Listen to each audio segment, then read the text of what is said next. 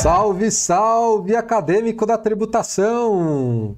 Aqui quem fala é o professor Rafael Vilches, e vamos começar mais um vídeo aqui do nosso curso de Jurisprudência Tributária.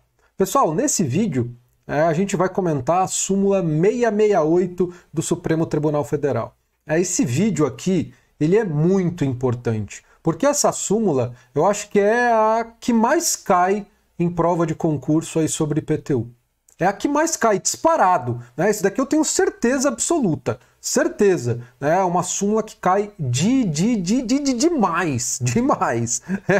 Eu tenho que reforçar para entrar na sua mente, a súmula 668, guarda até esse número, súmula 668 do Supremo Tribunal Federal. Né? Então vamos lá, né? Você que resolve questão, e concurseiro tem que resolver bastante questão, você já deve ter percebido, né? Eu vou mostrar aí, porque às vezes você pode nunca ter memorizado aí o texto da súmula,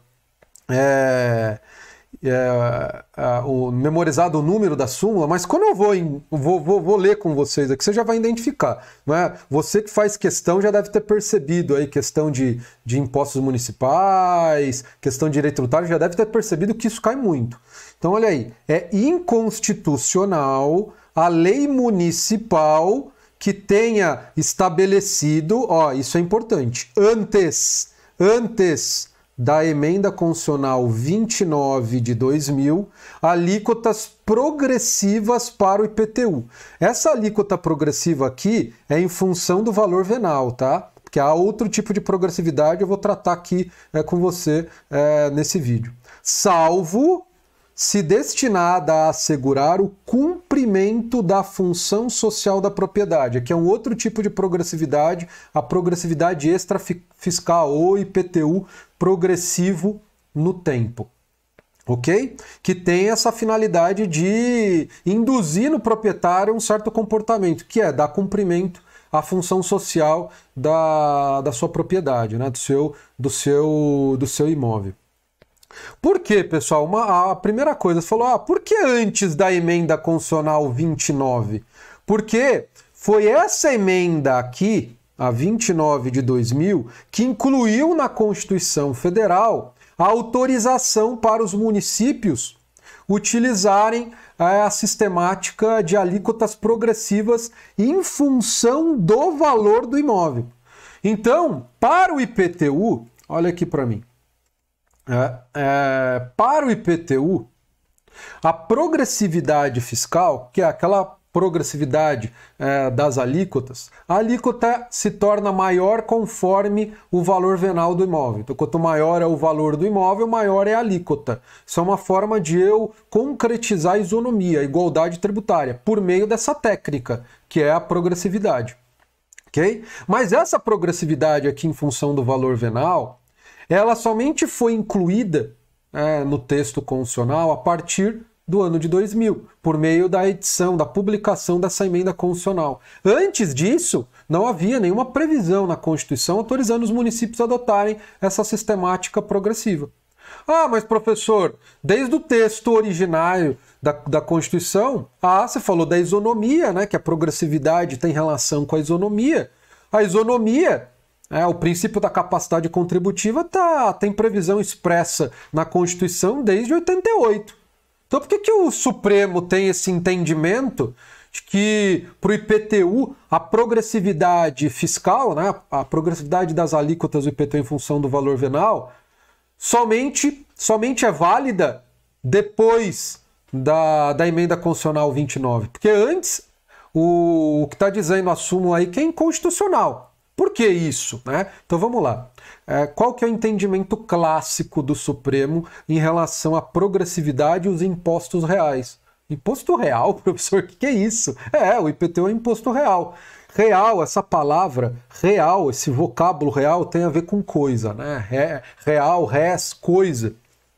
Então o IPTU é um imposto que incide sobre uma coisa. O bem imóvel é uma coisa. Ok?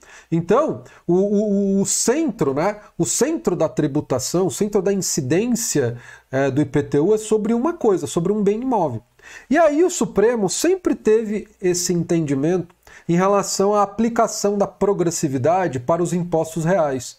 Ele sempre entendeu, o entendimento clássico, hoje ele não entende mais dessa forma, né? Mas até mais ou menos 2012, 2013, o entendimento clássico do Supremo é que, para que fosse aplicado a progressividade para as alíquotas dos impostos reais, IPTU, ITBI, ITR, IPVA, precisaria ter uma autorização expressa na Constituição. Não bastava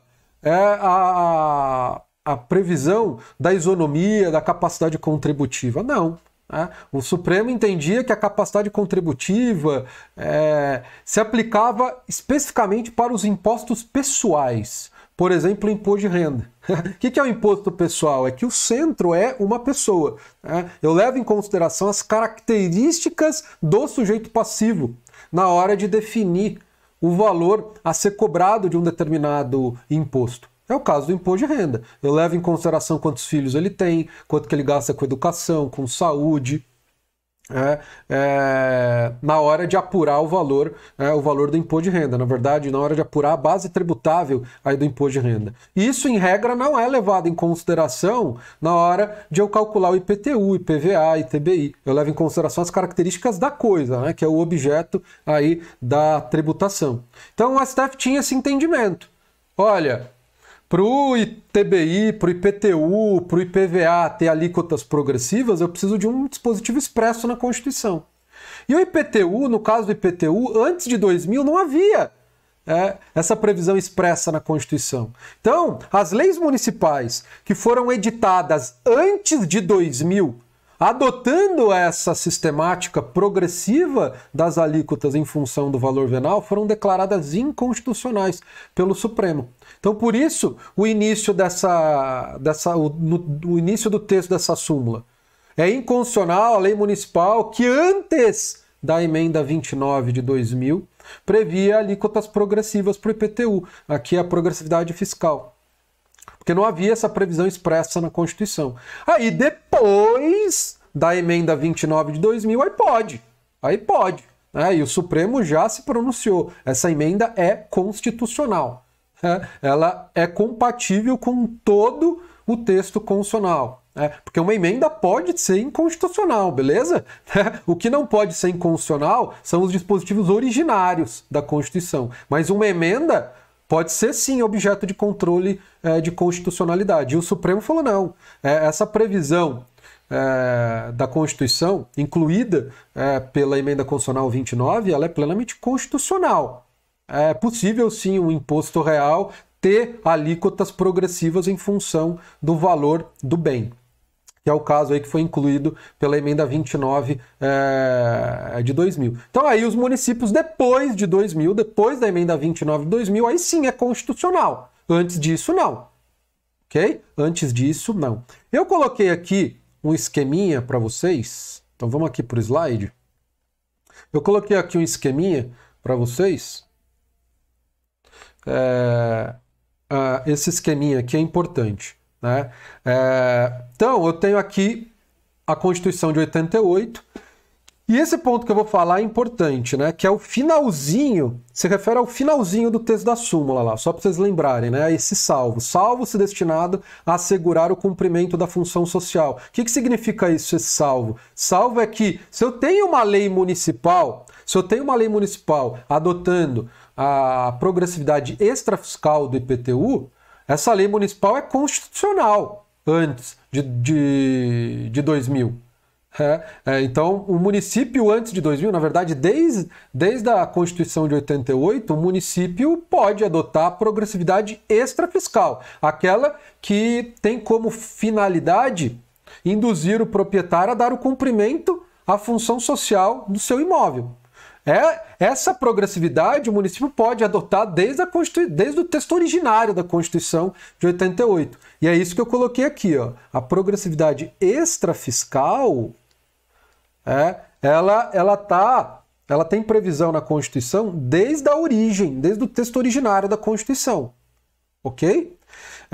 E aí, outro marco importante é a emenda 29 de 2000. Antes de 2000, a lei municipal que adotava progressividade fiscal era inconstitucional. Já se adotasse a progressividade extrafiscal, aí ela seria constitucional. Por quê? Porque essa previsão dessa progressividade aqui, né, ela tem desde a Constituição de 88.